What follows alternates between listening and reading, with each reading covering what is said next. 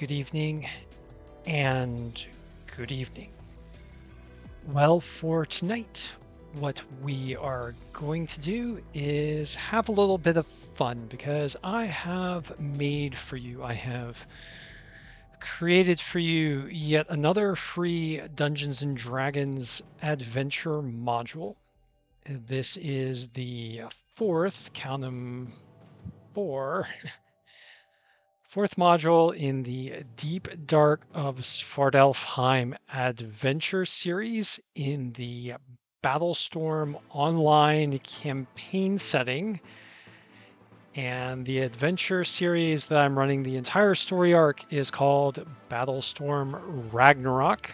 I am co-running adventures in this campaign series with a very, very good friend of mine by the name of Ted Burgess. He is running the Battlestorm Valhalla story arc, both in the same setting, and the groups of adventurers are not concurrent there. Well, there's one, Ted Burgess's set of adventurers basically run ahead by about a month in campaign time, and excuse me, I have a cat jumping on my lap. And I am running a series for some of the adventurers that ended up being a bit reluctant in this series, but end up getting caught up in the adventure nonetheless. So, as I said before, I have written 4 modules so far. They are all available for free to play on my blog at scribblersfantasticalworkshop.wordpress.com, or if you just Google Scribbler's Fantastical Workshop, you will find it, and you can find the modules under the Gaming Studios section under the Deep Dark of Svartalfheim campaign series by clicking through the links to the adventure summary and on. Now, I'm going to talk a little bit about the modules that I have created thus far. The first module, Ominous Signs Before the Breach, Part 1, introduces the players to the world of Battlestorm Ragnarok, where they suddenly realize that the game, the virtual reality game that they are playing in, is a death trap in many ways based on Norse mythology. And the game designer, in the form of Odin, makes a proclamation describing the player's capture in this deadly virtual reality universe. Now, the players then go on various quests in which they learn things about the campaign world, and one of the things they learn is that Yggdrasil's roots are burrowing up through the land of Midgard, which is the first campaign world for this campaign series. It's like a dungeon level / mini campaign world, and I'll show you a picture of Midgard here in Ominous Signs Before the Breach Part 2. I believe I have a campaign map here. Oh, no, I do not. So I have a campaign map in Part 3. But what they discover is that Yggdrasil's roots are burrowing up through Midgard and bringing with them shadows, terrible undead, but also gateways to another world called Svartalfheim. And from Svartalfheim, both Drow and Dwergar are invading. Now, one thing about the Yggdrasil roots is they have this special mythical property that when a player dies in the shadows of a Yggdrasil root, they coalesce to form an object of Deep Shard. And Deep Shard is a cursed material that can be forged into various weapons. Now, a holder of the Deep Shard And this is described in Ominous Signs Before the Breach Part 1, the first module in the Deep Dark of Svartalfheim Adventure series. Players that come into possession, or any creature that comes into possession of a deep shard item, the remnant of a player that died in the shadow of a Yggdrasil root, begins to develop the ability to travel through the Yggdrasil root gateways. And it is by this means that the Lord of Svartalfheim, King Doomshallow, is beginning to send his minions to invade Midgard. Now, the players do discover this, and they begin to counter some of the things that are happening in Midgard. And they learn about some of these things in Ominous Signs Before the Breach Part 2. And one of the ways that they learn about the troubles is they go to a wise lady by the name of Astrid and hear her prophecy, which foretells a bit about the process of Ragnarok. And we're gonna talk a little bit more about Ragnarok later in this walkthrough.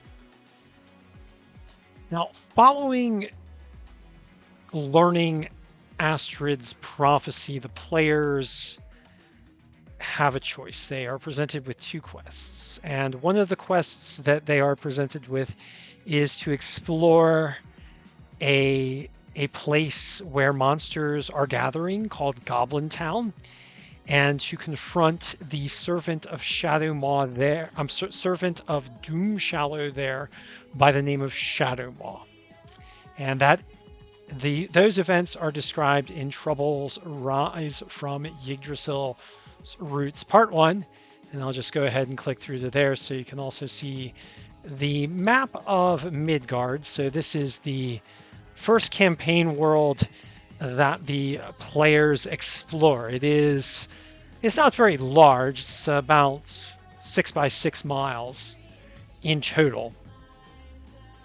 So everything is compact into a very tightly packed campaign setting that includes multiple different dungeons, different cities, different environmental settings that the adventurers can journey through. But for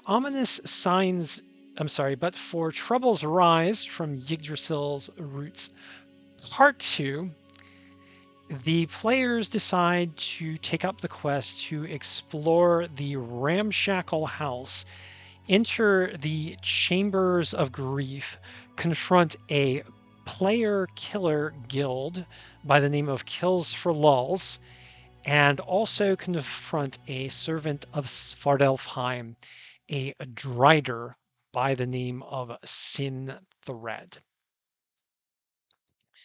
Now, Synthread, and I'm going to go ahead and move to the maps here so we can talk a little, get a little bit more into the nuts and bolts of this adventure walkthrough. And I'll just go ahead and let this load up for us in Incarnate. So Synthread is a servant of Wiltroot, which is a dark druidess of Svartalfheim. Now, Svartalfheim is divided roughly into two dominions. One is the dominion of Svartalfheim's Lord, King Doomshallow, which is the mountain fortress and mine called Soria. Soria is surrounded by a wood ruled by Drow, and in particular by the Drow Wiltroot. Now, Wiltroot is also the name of the forest that surrounds Soria. It is called Wiltroot Wood. And one of Wiltroot's chief lieutenants is a Drider by the name of Synthread, and Synthread is the main boss here in the Chambers of Grief, occupying area 24 on the map that we see before us, this map made with Incarnate. Now, players adventuring in the Chambers of Grief first enter the Ramshackle House.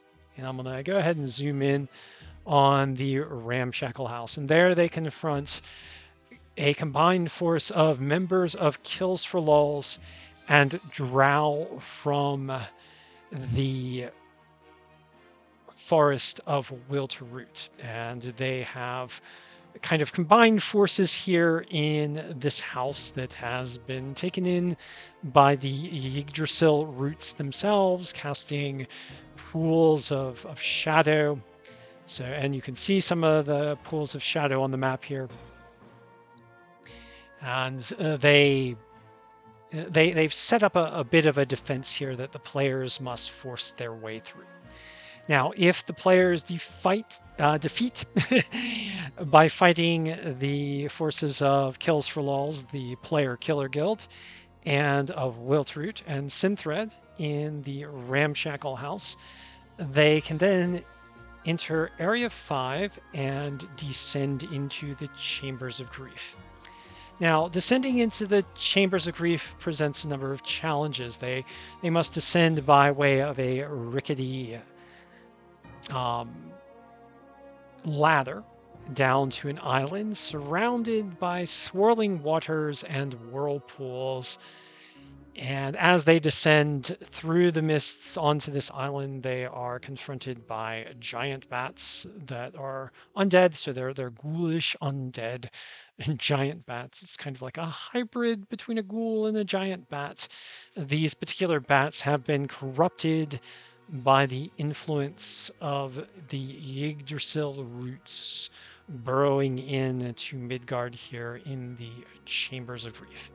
If they successfully defeat the flying bats, then they can land on this island and try and figure out a way to cross the swirling waters. There are a number of ways that they can do that, which are described in the module, so I'm not going to spoil it too much. But if they do, they can journey on through various other challenges to include a troll, a bridge troll, who demands a toll. In Area 7 and Area 8, there is a cave fisher. And I know I forgot to add a spoiler alert, so I'm sorry, but yeah, spoiler alert. If you are an adventurer, a player that wishes to play in this module, you should probably not be listening, so please do not do so. All right, so in Area 8, there is a cave fisher that, well, for lack of a better word, will be fishing for adventurers, trying to capture and devour adventurers. Moving on to Area 9, we have a root gate. So the Yggdrasil roots create portals both to Svartalfheim and between locations in Midgard. And this particular portal in Area 9 travels to Nidavellir, and it is guarded by members of Kills for Lulz. So if the adventurers journey to Area 9 in this dungeon, they will learn that Kills for Lulz is also starting to infiltrate below the city of Nidavellir in Midgard, presenting more fearsome challenges to players in the land of Midgard.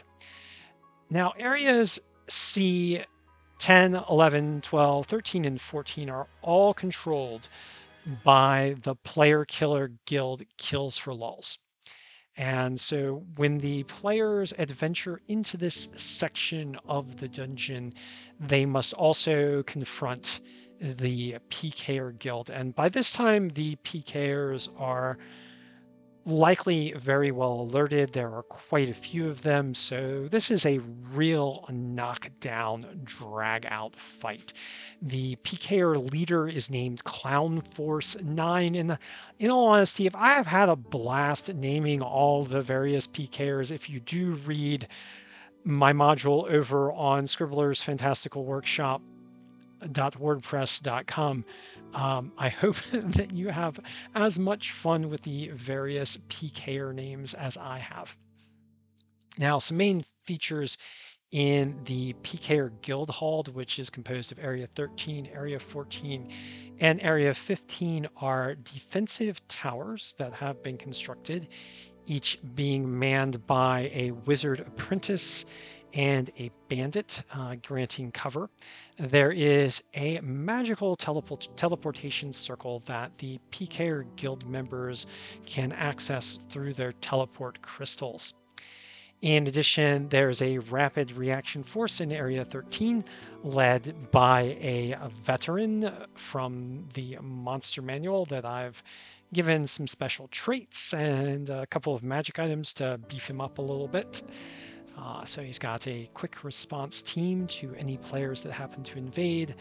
And in addition, there are some healers. They're clustered around the teleportation circle to heal up any of the PKers that teleport in after fighting the players. Now, Clown Force himself is a modified bard from Volo's Guide to Monsters.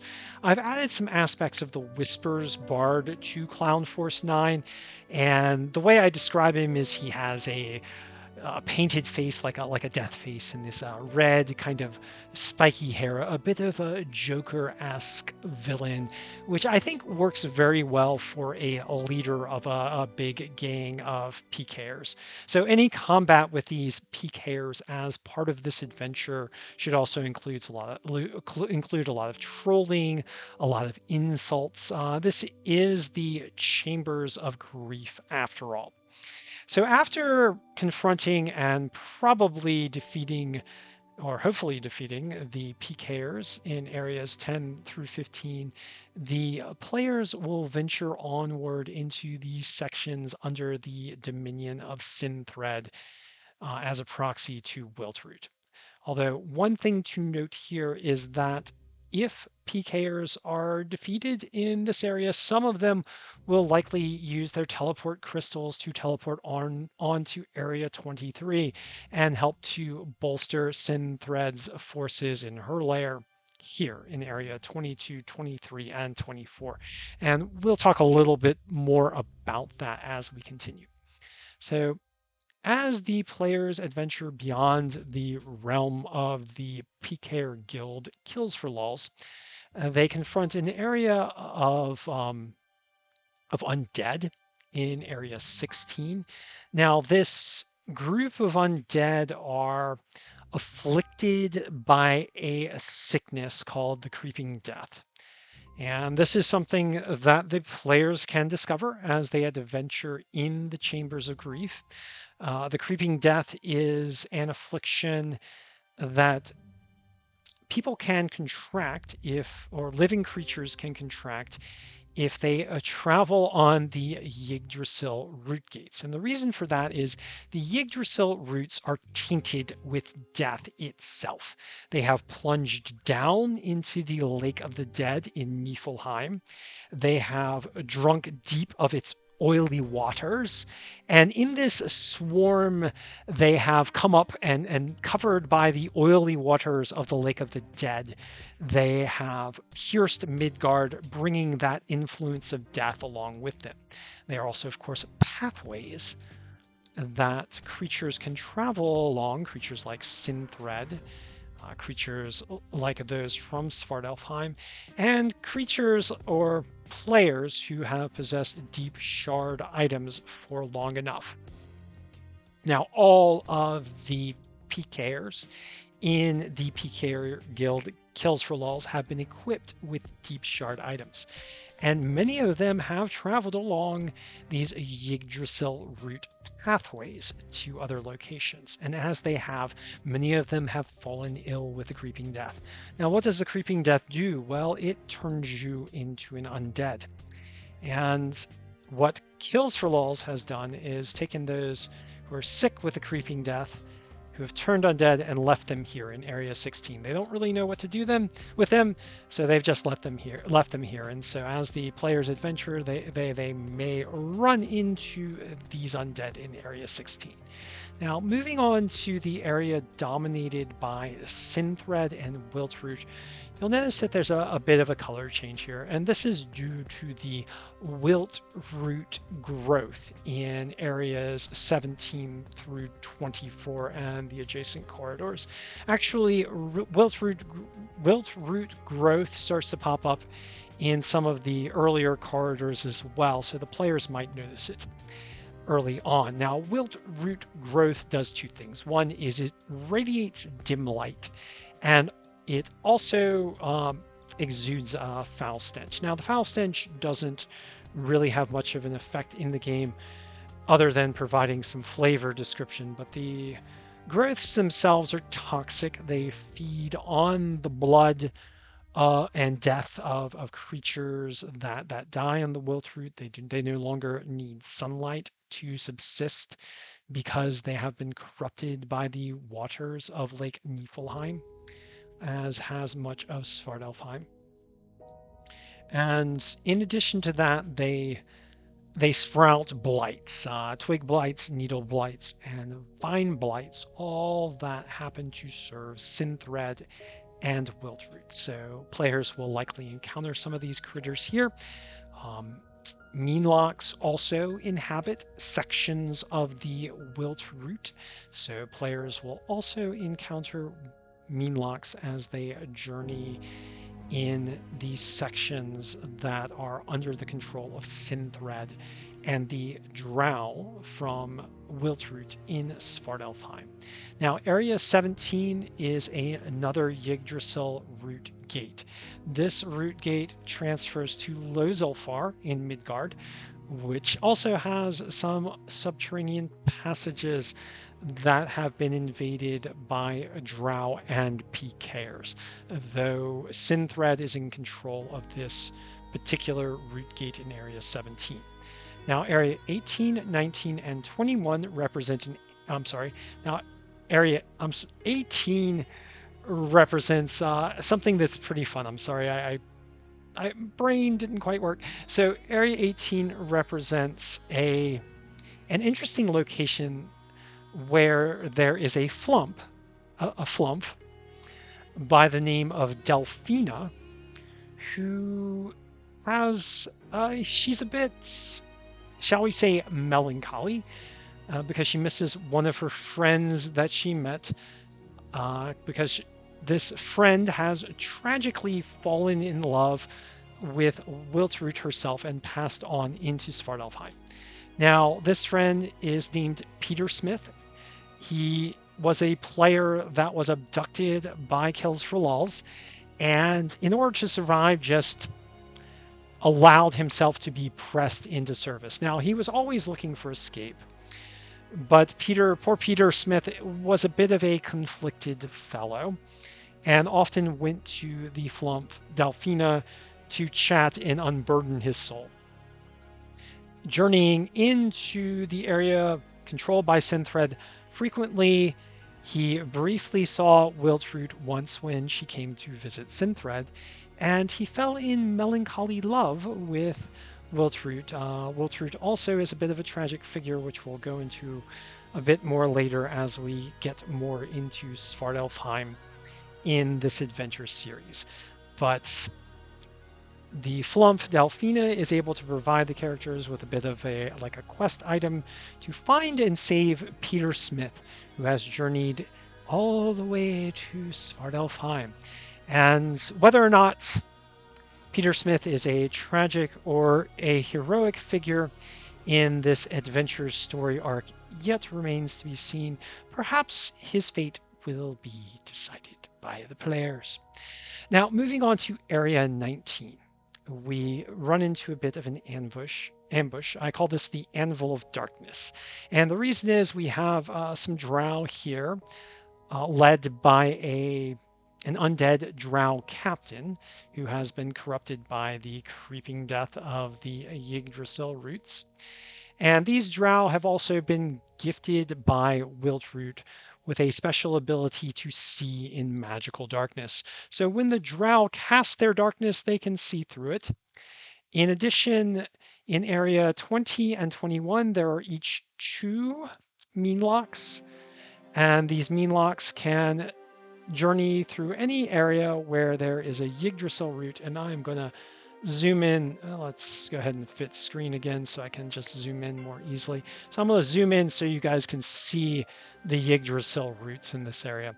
So the mean locks in 20 and 21 can travel to this Yggdrasil root cluster and this Yggdrasil root cluster here to become part of this ambush.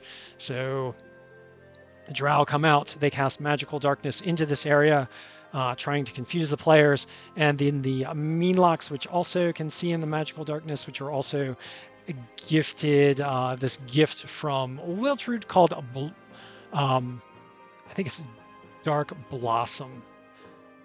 It's a special gift that lets them see in magical darkness. So magical darkness is cast by the Drow. The Drow attack because they can see in magical darkness. The Meanlocks attack because they can see in magical darkness. And the players are dealing with a bit of trouble. Now, some of the players might be able to see in magical darkness. Some may not. This could be bad or maybe not so bad, depending on the composition of your party in this area. In any case, this should be a bit of an exciting ambush and a bit of foreshadowing for the big battle that is to occur in area 22, 23, and 24. So moving on to area 22, 23, and 24, the players will confront the boss of this dungeon, which is the big bad by the name of Synthread. Now, Synthread occupies this extrusion of the Tangle Tree from the Wilt root in Svartalfheim. She is a Drider, and players will be likely level 3 or level 4 by the time they confront her. So this actually is likely to be a pretty brutal combat. So you may want to reduce the number of monsters that I've added to this combat. My players particularly seem to be very skilled, so I have a lot of confidence in them. Hopefully not too much. I like to challenge them, so I tend to throw a lot at them. In area 24, there is occupied by Synthread the Drider. A couple of Meanlocks hiding out in these vines here, and a couple of vine blights. The vines themselves are difficult terrain and lash out at any players who happen to step into their spaces, doing a little bit of damage. There are also a couple of Drow guards to the root gate that goes directly to Svartalfheim.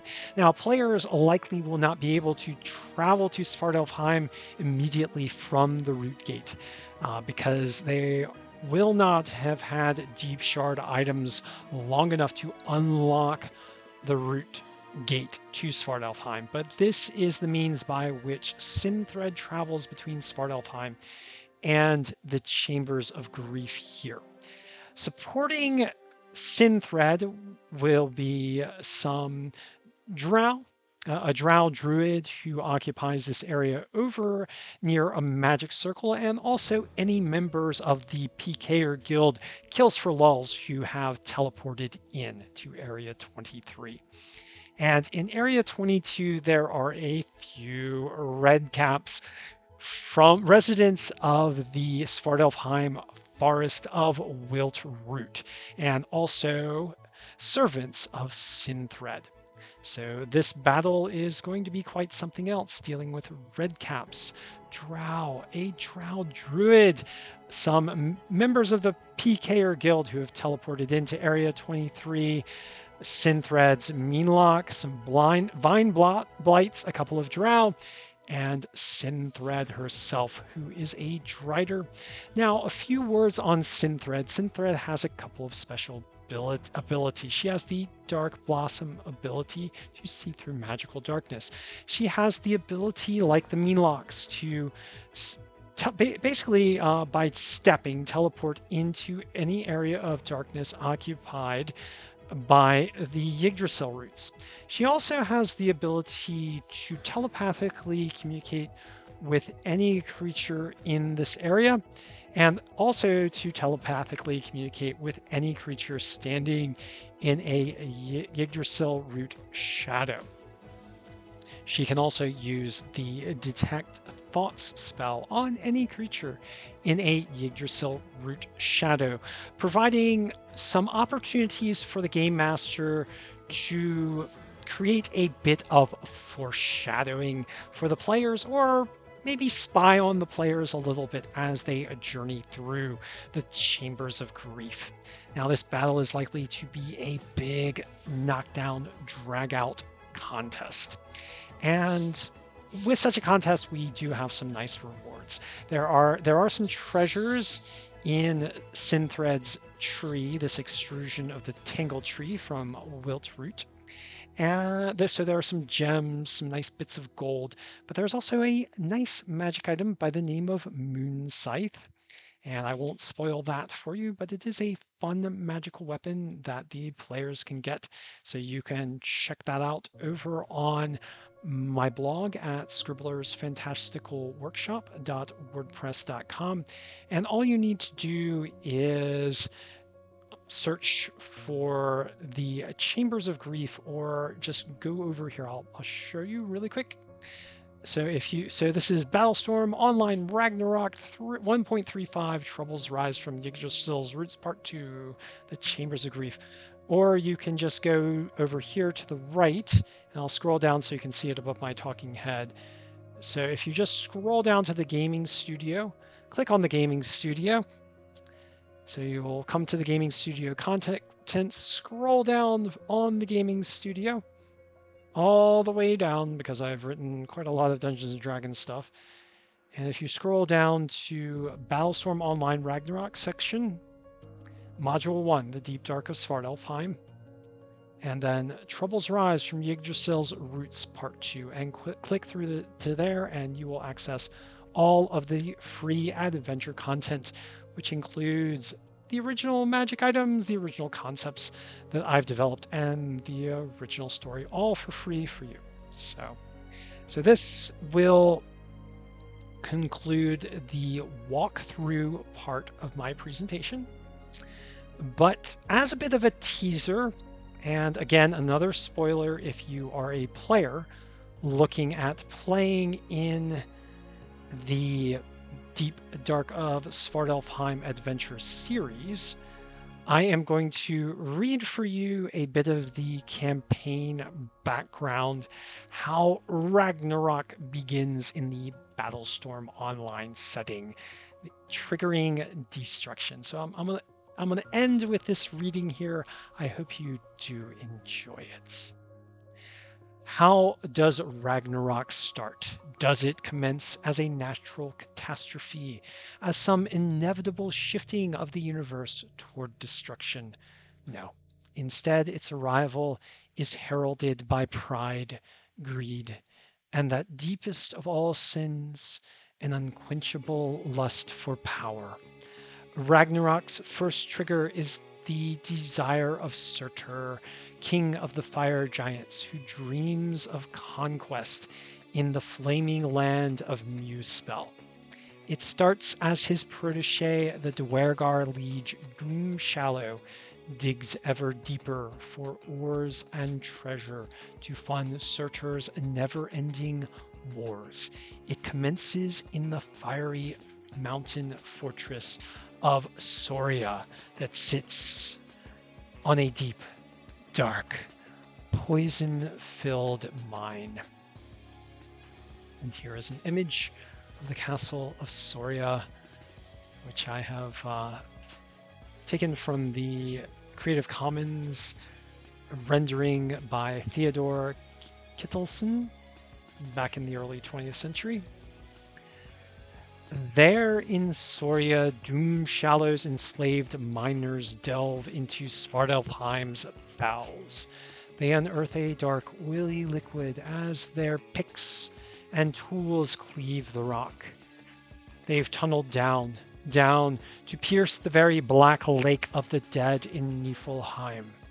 Its waters, which hold the dead spirits, leak into Soria's mines. Infused with the powers of death, their toxic flood transforms Soria's slave miners into hordes of zombies, skeletons, shadows. Doomshallow at first battles these undead, but he soon learns to enthrall them, to bind them into a horde of diggers that never grow weary. He uses this slave force to construct serpentine pumps that snake down into Soria's pits. The pumps themselves are powered by the deathly energy running through the liquid they suck up. He stores the oily fluids of Lake Niflheim in great vats. He uses the liquids to swell the ranks of his miners, his armies, to power his machine pumps. He sells the fluids to the fire giants of Surtur, who learn to forge mighty weapons out of their deathly secretions.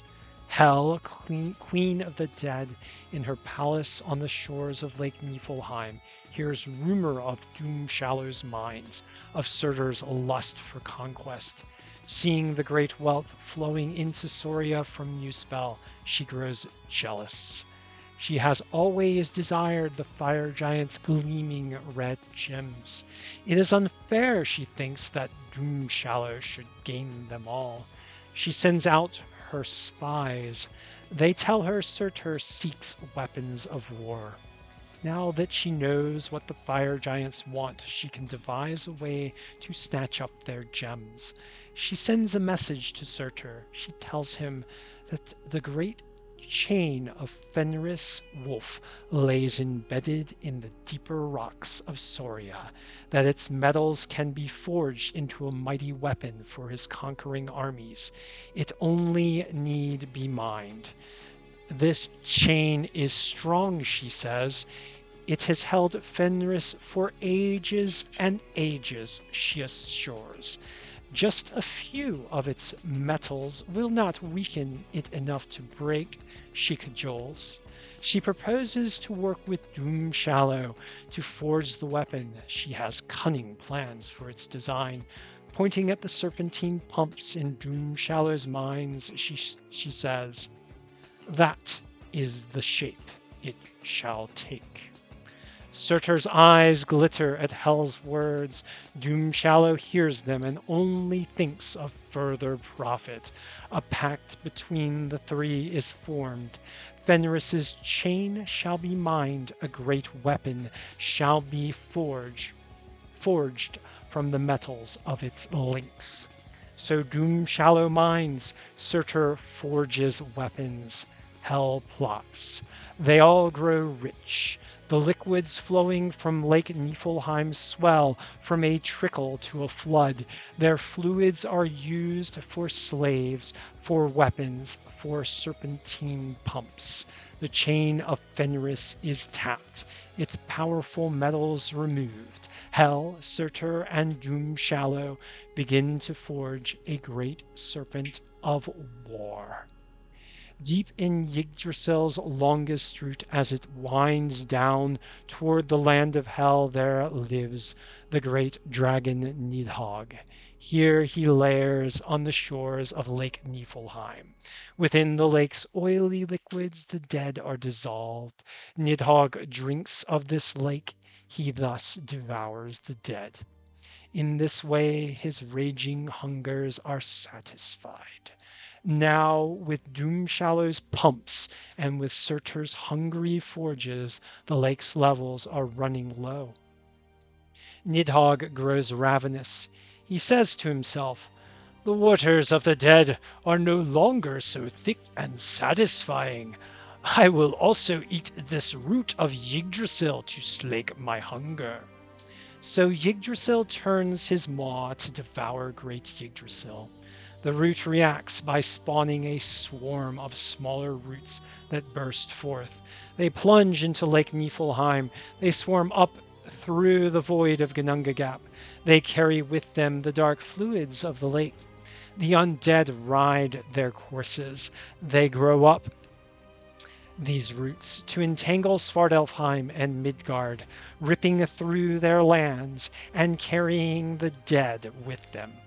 As they grow, they take more fluid from Lake Niflheim, so Nidhogg's hunger swells. His devouring of Yggdrasil quickens. At last, Surtur's weapon is nearly constructed. It is made of an alloy forged from Fenris's chain. The metals that Doomshallow's zombie slaves mined now form its great spine. It is a monster machine fed by the liquids of Lake Niflheim, burned in the fires of its strangely beating heart. The spirits of the dead scream as they burn, animating it with unnatural life, a massive draconic serpent spewing poisons. Surtur names it after the first land he intends to conquer, Midgard. As the last plate in the Midgard serpent is forged, the chain binding Fenris wolf shatters.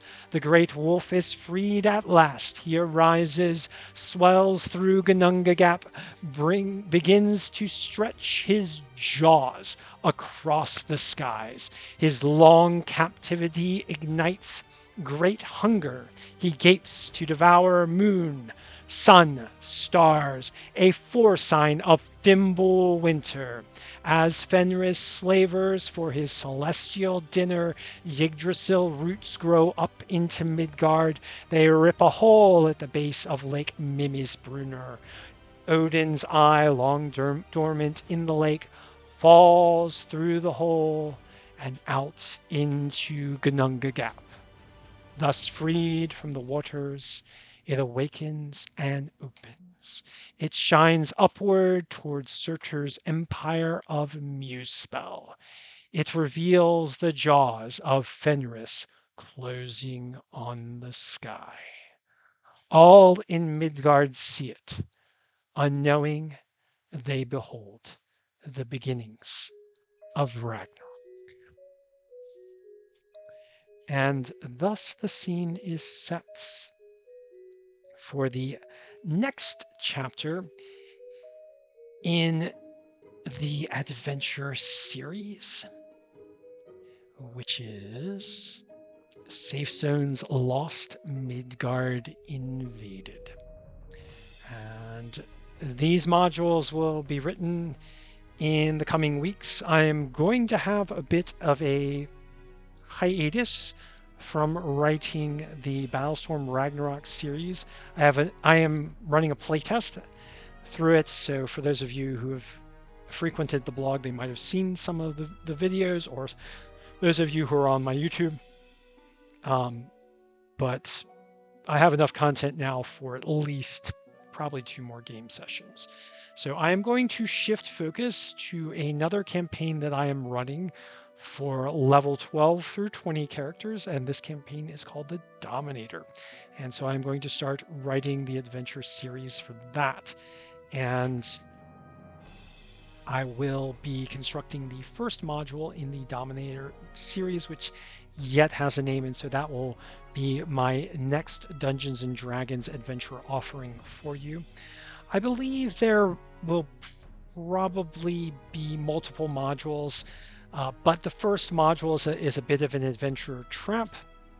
It's meant to draw adventurers in and provide them with a gateway into another world called the Nether Realm of the Dominator, the Dominator himself is an adventurer hunter, and this particular adventurer hunter is a protege of Acerak, the Lich from the Dungeons and Dragons Wizards of the Coast Forgotten Realms setting. The Dominator himself is an original figment of my imagination, but Acerak, of course, is a part of the Wizards of the Coast Forgotten Realms setting. So this adventure series for the Dominator will start out in the Forgotten Realms, but it will continue on into a nether realm, drifting in the astral sea, a mini realm, if you will, of the Dominator. And this will